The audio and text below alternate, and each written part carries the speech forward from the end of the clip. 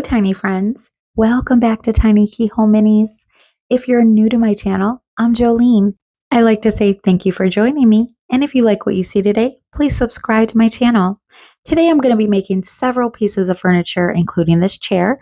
I need 2 of them, so I'm going to show you how I did that. I'm going to begin with this octagon table, which will be kind of like a side table or a coffee table. All of today's pieces will be for my October project coming up. Starting with this octagon table, I've got my legs, which were actually longer spindles, and I've cut them down in half, and then I've cut off the little square pieces that were attached to them and just replaced them to one end of the legs. So those ones aren't really all even and cohesive, but you won't be able to see them.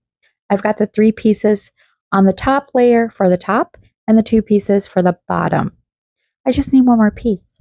I got a little distracted and forgot to cut out my glass top. So I'm going to use a sheet of my acrylic pad. I've had this for like 10 years and I love it. I got this from my local art store. The sheets have tracing paper on them, so you can actually trace what you need on the tracing paper and then cut them out. This octagon table is going to be an accent table, a side table, or a coffee table. And in the original picture that I'm referencing, I cannot tell if it's a solid wood top or glass top. So I chose to go with a glass top. I've seen dozens of these in its time and day or when I was a child, and I picked one out and decided to go with that. So I'm just cutting out my piece, super easy, and fitting it to my frame. I don't want it to actually sit underneath the edge of the frame. I kind of want it to just sit inside the frame, so I'll trim it down later on. Now I'm going to use some tacky glue, and I'm going to begin by just gluing the bottom frame to the bottom tabletop, which sounds funny. The bottom tabletop. Well, the bottom piece of table. Now these have wedges that are cut out, and I did use my laser cutter machine to cut all of these pieces out. I just kind of eyeballed it and it was a little complicated, but I got there, and the legs fit nice and snug inside. Now I didn't get this in one try. It took me several tries and I wasted a lot of wood. I tried to salvage some of the wood, and you'll see later on while I'm making another piece of furniture what I mean. So these 2 pieces are together, and now that they're dry, I'm going to sand the edges. I don't want them to look like they're laser cut, and these type of tables do have rounded off edges. They're not so straight and blunt.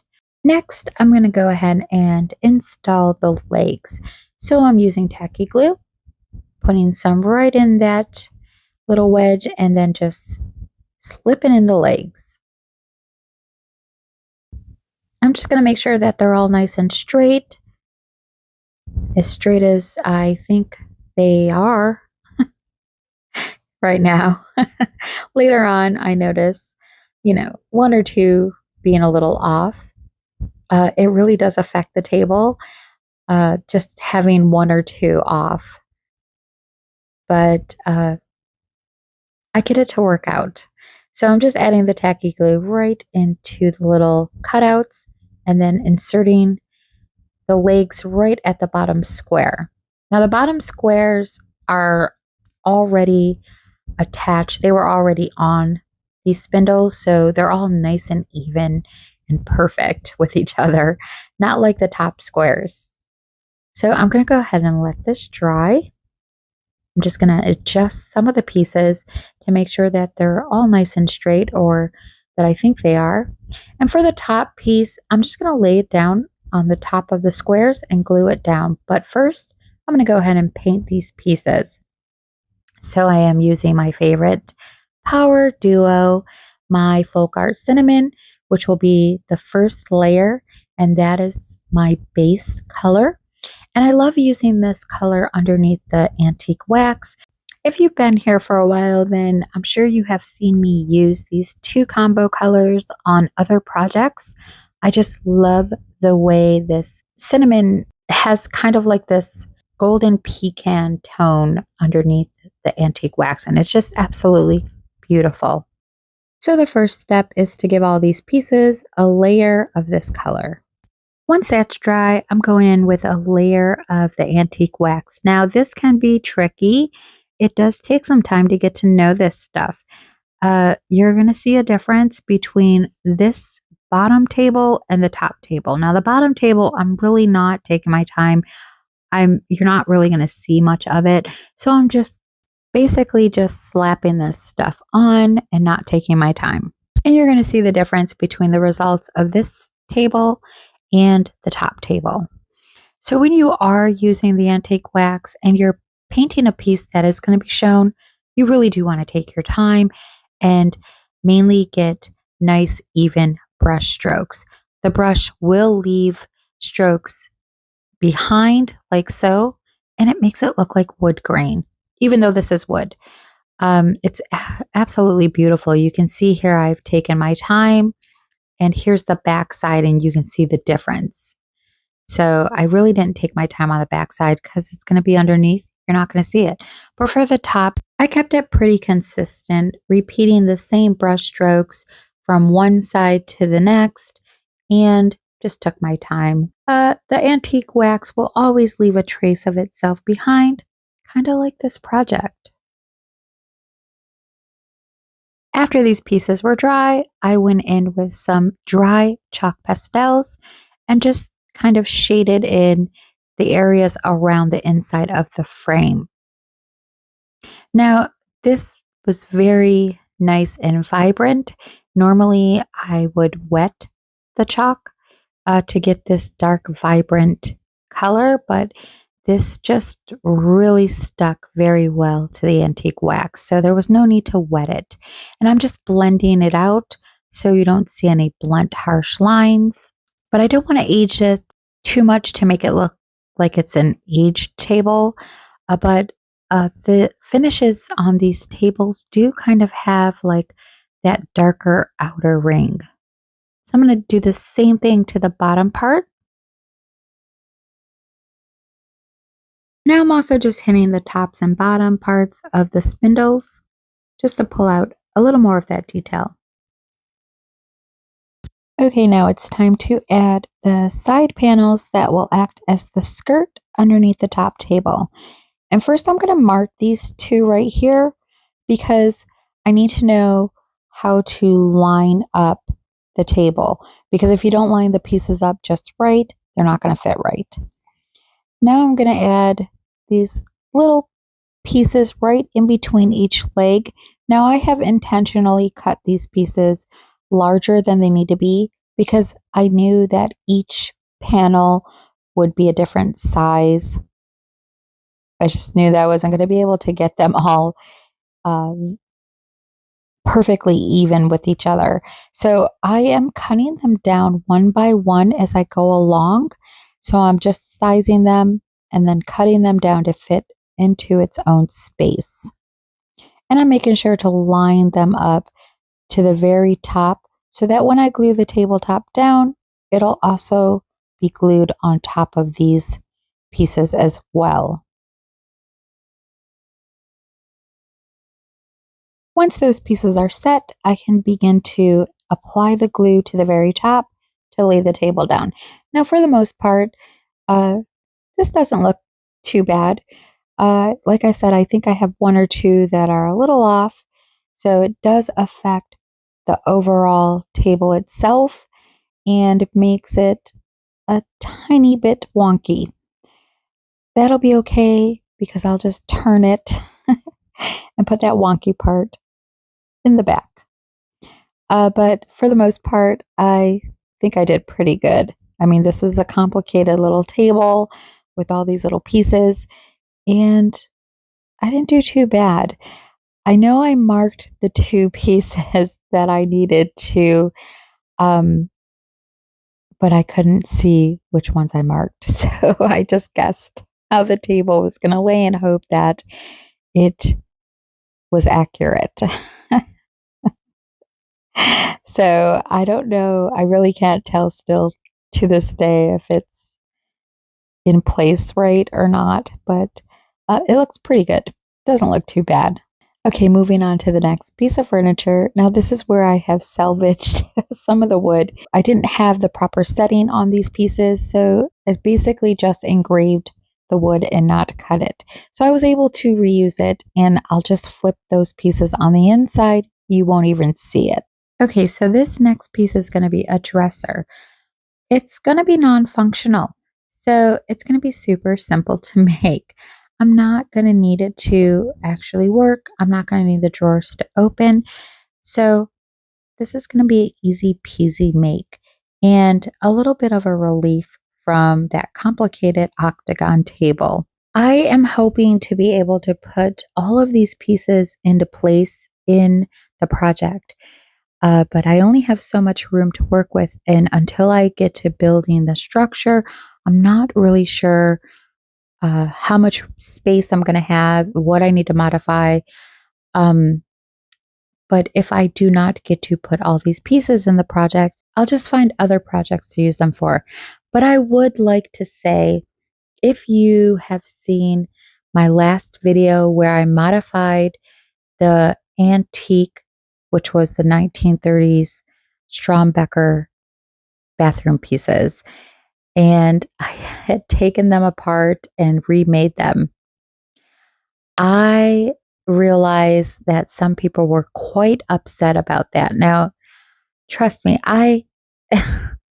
it hurt to do that, okay? And I had a hard time doing that. Like, it wasn't easy for me. But and I just want to say this. I have the utmost respect for antique and vintage pieces, especially miniatures.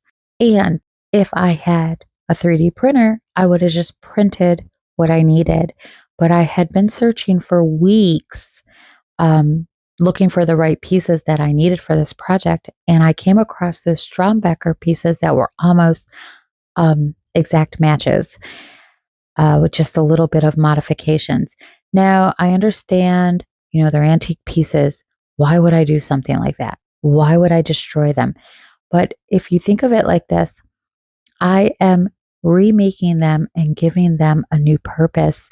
So I'm going to give them hopefully an amazing display to put them pieces in and to know that they are antique pieces, that they are about 100 years old, really, for me, gives more meaning to my project. People keep questioning why I did that. And if you are one of those people that are watching today, I hope you can understand why I did that. But again, it was not easy for me. It was painful. It was.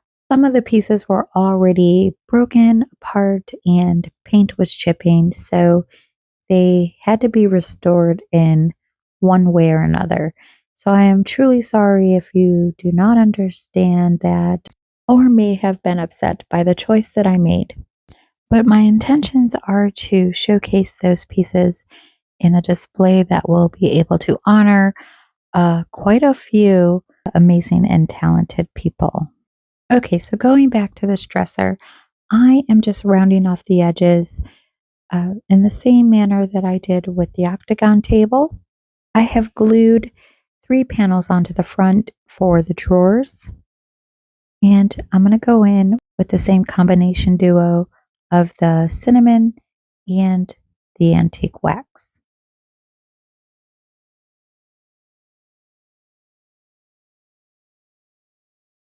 These 3 pieces will be going on the front of the dresser drawers as drawer pulls. And I've given them 2 coats of white acrylic paint. And now I'm going to give them a coat of antique gold rub and buff. Now, originally, they do look like gold metal, and this isn't really giving me that effect that I'm going for. They kind of look like a mirror plate. But I do have a paint marker coming. It's a gold, it's supposed to be like a mirror chrome, kind of like that silver one I have. And I'm going to see if that will give me the effect that I'm looking for. If not, this will have to do. While those are drying, I'm going to finish this table off with a couple coats of Duraclear satin varnish.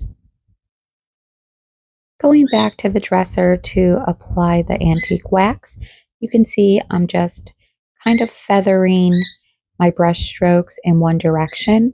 Now, it doesn't matter which direction you're going in. I go back the opposite direction as well, but as long as you're staying consistent with your strokes, you can go both directions. So you can see how it leaves behind what looks like wood grain, and I'm just lightly finishing it off with even strokes. Okay, adding the acrylic glass top to the table. Now, I just set it in there for dry fit, but it is sticking very well and I cannot get it out. So I'm going to leave it as is with no glue. Now I'm going to apply the plates to the front of the dresser drawers. And this is what the dresser pretty much looks like. This dresser measures 4 inches in length by 3 1/4 inches in width by 1 1/4 inches in depth. For my next pieces, it is going to be a set of ottomans or footstools. These are going to be matching the chairs, but in the project they won't be placed with the chairs. These are pretty simple to make. The base piece measures 1 1/4 inches in width by 2 inches in length. And I'm just adding a couple side pieces around the edges. I've slightly rounded off the corners. And for the side pieces, I'm using this bamboo flat stick. I actually received a package of these for free from Temu for playing one of their games. For the legs, I've cut down pieces that are less than half of the width of the stick, and I've tapered them down towards the bottom, kind of rounded them off a little bit on one side, so the back side is flat. I had this idea to go in and file the corners flat so that I can go ahead and attach the legs right to the outside of the corners. And I have seen this somewhere along the way, somewhere in my life, I have seen footstools that were made like this. Like, I don't know if it was while I was in college or in a doctor's office, but I have seen stools made this way. So I decided to go with it. I'm just making some adjustments to make sure the legs are nice and straight. And to create the template, I'm just tracing that rectangle shape on the scrap piece of tracing paper. That's going to be my template so that I can create the cushion for the top part of these ottomans. Okay, I have painted the ottomans in the same way I painted the dresser and the tables, and I used foam board to create the cushion bases. I have doubled the layers on these, so it's 2 pieces per cushion. And for these, I am going to use some quilt batting. Okay, I don't want the batting to wrap around the sides completely, just slightly over the top, because I want these to have that rounder dome shape on top and a more flatter shape around the sides. So I am going to add 2 more pieces of batting to the tops of these before adding the fabric. I'm using fabric tack to glue these down, and I'm just making sure they're nice and tight. I got my fabric pieces cut out, and I just must say that I am not a master at upholstery. I have yet to find a consistent way that works with me. So I've been trying different ways throughout this project. And I did like kind of wrapping these almost like a little present or a gift. So I have trimmed off the excess on one side on the end here, and I'm folding in the side panels, and then I'm able to just fold that side flap right over to the back. These don't have to look pretty around the sides because I will be adding some trimming. I'm going to use cardstock to add the trimming, and I just measured the sides of the cushions to get the size panel that I need. I'm cutting these out. I'm wrapping my cardstock strip around the cushion to make sure that it's a good size and to mark off where I need to cut the excess. My cushions don't look very domey. They look pretty flat on top, but I'm going to keep going. So I'm going to wrap these cardstock strips in the same fabric. And I'm just going to add some tacky glue on one side, fold the fabric over. Now I'm going to cut off the other side and just cut off the excess. And I'm going to repeat the process. Now I've cut this side enough to make sure that it doesn't go all the way to the edge because I don't want it to be seen. Now I'm going to add my tacky glue and just attach it to the sides of the cushion. I'm starting in the back, right in the middle. And I'm just pulling it nice and tight and lining it up to the bottom edge. And I'm going to use a toothpick to clean up any excess glue that I see. And here's what they look like. Now I am going to glue them down. I'm going to use a little bit of 3-in-1. And that was a lot of bit of 3-in-1, a little too much. But I'm just going to line them up and press them down a bit and let them dry. So here are my ottomans. And now it's time to make that last chair. So I'm using my Beacon 3-in-1 for this. I have cut all my pieces out of foam board. The seat is going to consist of 3 pieces and they measure 2 inches by 2 inches. For my sides, I'm just going to double them up, 2 pieces per side, 2¼ inches by 2¼ inches. For the back piece, I'm going to double that up as well, and that is going to measure 2¼ inches by 2 inches. And this is going to create the basic structure of the chair. These chairs are going to be kind of like club chairs. So they're going to be pretty low to the floor and have more of a square design to them. I'm using cardstock to create some side panels for the sides of my chair. These pieces are going to go on the inside. Now, when you're making upholstered furniture, it's basically the same steps or the same process, just whatever style chair you're going with. You can choose to put these side panels on the outside or the inside. I'm going to go with the inside on this. And again, I have tried several different ways of wrapping these pieces. And for square pieces, I found that wrapping them like a gift or the gift style wrap is best for me.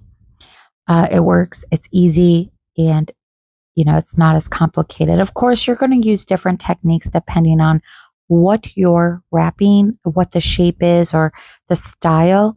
So, for this straight square piece, this works really well. And I'm just folding in the flaps, cutting off the excess, and then I can go ahead and wrap that triangle piece right down. And it's not going to matter that you can see this folded over on the side edges because I am going to cover those sides up with more side paneling like I did with the ottomans.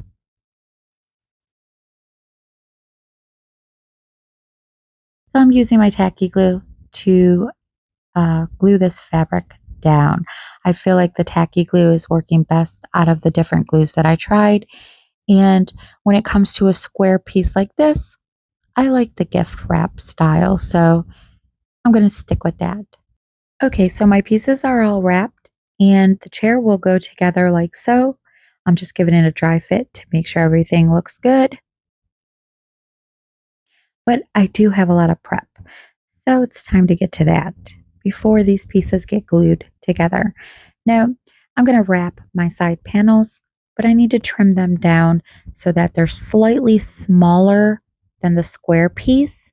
So this looks pretty good. They don't quite go to the edges, and then this will be on the inside like so.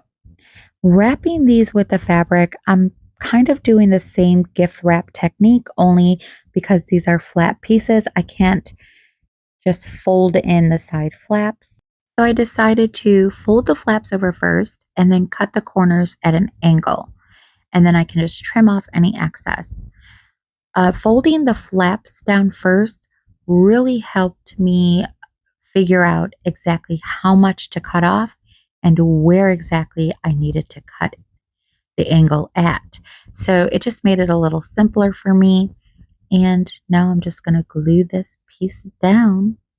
This is what the piece looks like. And now I can attach these two pieces together. I'm using my Beacon 3-in-1. And I am just going to use a toothpick to kind of spread this out some so that it doesn't seep out through the sides. This is a pretty thin but gooey glue, and it's a brand new bottle, so it comes out super fast. I'm going to put some weight on it just to get that nice and secure. And now I'm moving on to the cushions. So I have the seat and the back cushion, and they're both doubled in pieces. The seat measures 1 3/4 inches by 1 3/4 inches, and the back measures 2 by 1 3/4 inches. Now I am going to add a little bit of batting to these, but I'm only adding 1 layer per cushion. The style and design of the chair is pretty straight and square. It doesn't look too comfy, so I think this will be fine. Now I'm going in to do that gift wrap technique, and I just really feel like this is the best way to wrap a square piece. It works out really well, but again, that's if you're adding a side panel around so you don't see the wrap, which I am. So it's working out great. Now that all my pieces are covered, it's time to add that siding. So I'm just doing the same thing that I did with the ottoman cushions. I'm measuring the side width of these cushions, and I'm just going to cut out some cardstock strips. Now that all my pieces are ready to assemble, I'm going to use some hot glue to assemble the basic structure of this chair. I normally do not use hot glue in my projects, but for this, I do. So I am just using this handy dandy cordless hot glue gun that I received complimentary in exchange for a product review video. And I kind of like this little thing. It works out great. So I'm just putting my pieces together. As you can see, the inside of the back piece is not fully covered. That's okay because the cushion's going to hide that. I'm using tacky glue to attach my upholstered strips, and they'll go along the front all the way around to the bottom of the back. So I'm just lining it up, pressing it down nice and tight, making sure that it's nice and secure as I move along. And I'm doing one section at a time. Adding this detail gives it a little more realism. It helps to hide the connecting points and gives your upholstered piece, upholstered, it gives your upholstered piece a more completed and cleaner look in the end. Now I am no master at this. I've only done a few other pieces prior to these ones, and of course those ones were aged, so it didn't matter if I had any flaws in them. But these ones are a bit of a challenge because I need to have them look pretty clean, which is difficult with this glue. So I will try and clean up as much of the glue as I can and hope for the best. But this is where I'm at so far. This smaller piece will go on the front and one on the top. Okay, so after that siding goes on, now goes on the trimming. This is the final step before adding the cushions. And I'm just taking a piece of string, gluing it down to the fabric, and trying not to glue the fabric to my fingers. I'm folding the fabric over the piece of string, making sure that it attaches to itself very well because I don't want anything lifting up. And then I'm just going to run my fingernail, or what little bit of fingernail I have, right along that piece of string. That helps tighten it up all the way to the inside edge, and it gives it a little more detail. So you'll see a little more of that crease to make it look like a rounded seam. That rounded seam that you see on upholstered pieces. So this will go on the inside and the outside and around the two cushion pieces as well. I've added tacky glue right along the edge in that gap and connecting point where my pieces meet. And this is a great way to hide that. So now I'm just going to place this little seam that's going to go all the way around, and I'm just going to make some adjustments and clean up any excess glue that I see. I'm going to place this seam along the sides of the chair, so along the arms. There's going to be one going on the outside, one going around the inside, and then I'm going to place one around each of the cushions. So the back cushion and the seat cushion. Okay, last is to put on the bottom panel and then insert the legs. Now for the bottom panel, I'm doing the same exact thing with the cardstock that I did for the inside side panels. And I'm going to wrap it the same exact way. I'm going to show you one more time how I did that. I didn't bother folding the flaps down first on this one. I just went ahead and cut them at an angle. It's optional. So I decided to do it this way to show you. And now I'm just folding that down. For the legs, I'm using chopsticks that are tapered at the ends. And I just feel like they give it more of that MCM mid-century modern design. I can't really tell on the original chairs if they have casters or legs like this. I can't really see, and I couldn't find any good images. One image, they look like they were casters, but I'm going to go ahead and stick with the MCM style, and I'm giving them a base coat of black acrylic first. And to glue the bottom panel on the chair, I'm using the Beacon 3-in-1, and I'm just going to spread it out so that it doesn't seep out of the sides. Now, the Beacon 3-in-1 is a more permanent glue than a fabric fix or fabric tack. It's just a stronger version of that glue. Now I'm going to add a 1, 2, 3 block for weight and let it set. For my legs, I do want them to sit in a little bit. So I am using my poker tool to make some holes, and these holes aren't going to be big enough. So I'm going to go in behind it with my wooden poker, which is more the size of the chopsticks. And I'm just going to stretch the hole a little bigger. This way my legs can have something to set in. They don't have to go in all the way, but I just want some sort of support for them other than just being glued on the outside of the fabric.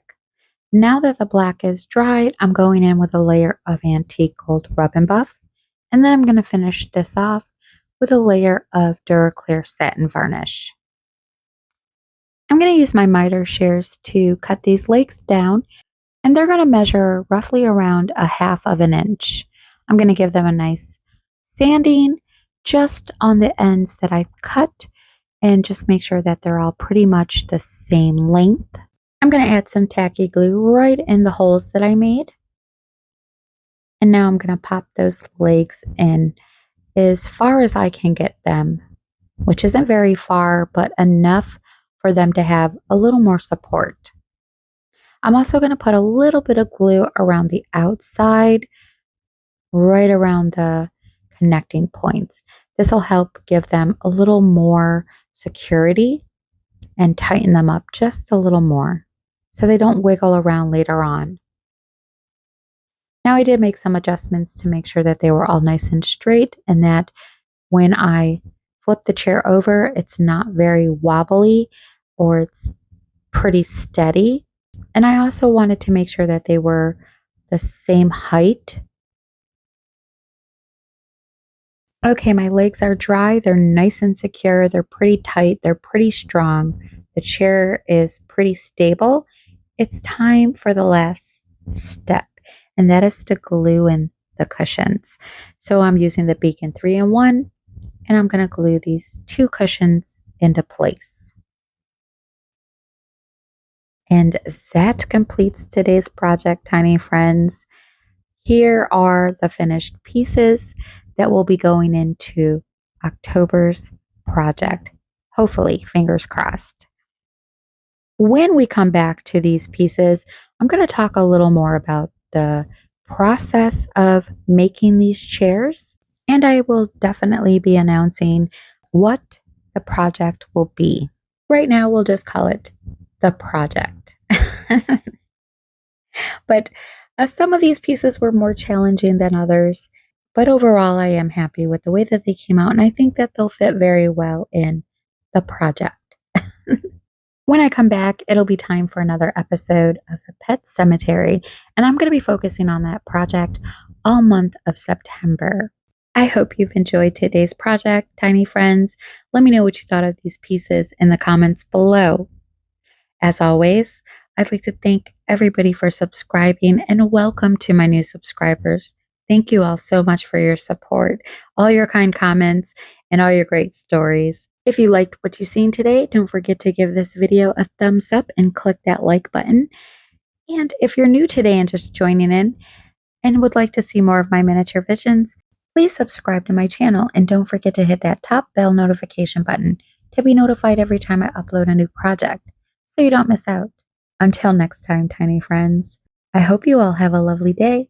Thank you all for watching, and I will see you all on the mini side. Bye-bye.